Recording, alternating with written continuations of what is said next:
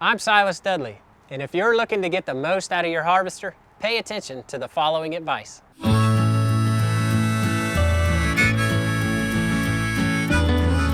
Good access to your orchard is a big help. So during the winter months, trim the lower limbs of your trees so that a vehicle can access underneath them easily. When you're done, remove all the trimmed or fallen limbs from the area. Mow underneath your trees regularly if you can. Your harvester will run much better on a well-manicured surface. Orchards that have been left to grow and have a lot of thatch underneath them will oftentimes jam the harvester. If the area underneath your trees has been left to grow, we recommend mowing in a pattern that will discharge the thatch away from the area you're about to harvest in. Typically, if you start near the tree or trees with the mower's discharge facing away from them and mow in a widening circular pattern, this will do a great job of getting that thatch out of that area. And also try and remember and time one last mow right before those nuts begin to fall.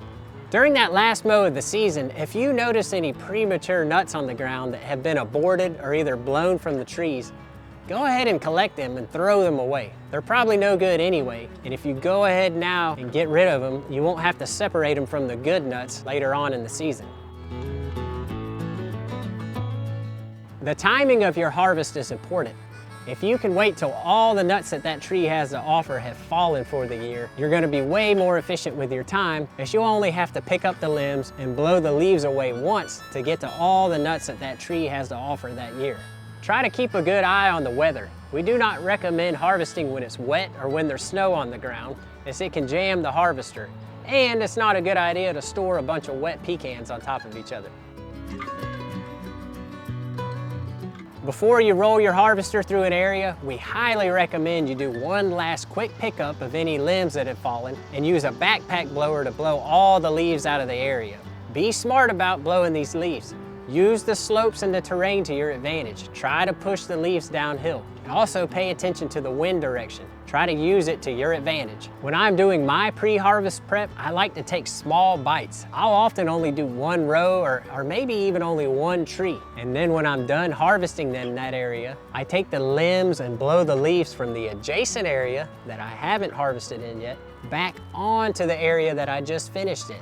That way I'm not placing that stuff in the direction that I'm going, where it keeps building and building and I have to keep on dealing with it. I'm moving it behind me, so to speak, so that I keep working into fresher ground. And I'm not letting those leaves stockpile. That may seem obvious to most of you, but I wanted to mention it because little things like that can add up to huge time savings in your harvesting. A lot of people are tempted not to take the steps of picking up the limbs and blowing away the leaves, but you're gonna be way more efficient with your time if these steps are taken. It's a lot like prepping before a big painting job.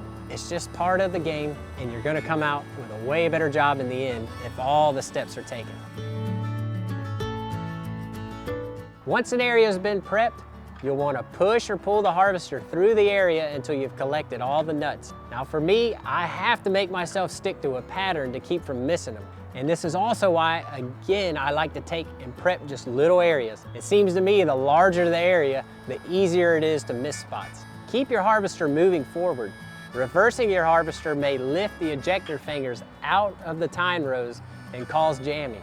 Once you have a full basket or baskets, remove them from the harvester and dump them into your desired location. If I have the machinery available to handle the weight, I prefer to dump the nuts into a bulk bag. If I don't have the machinery available, you gotta keep it light. I'll dump them into baskets, bins, buckets, crates, whatever you can get a hold of. Just remember that most healthy adults can't handle weight more than 50 pounds consistently. And a 5-gallon bucket of pecans weighs about 25 pounds. So make sure you keep them in objects that make them manageable. If you are using a mower to pull your harvester, we recommend running those blades while you're harvesting. You'll be amazed at how well you can see where you went the lap before, and so it helps you to maintain that pattern. And then after your initial pass, if you see any nuts that you missed, you can adjust your harvest pattern to come across those nuts at a different angle. And I find that if I use this technique, I can pretty much get every nut off of the orchard floor.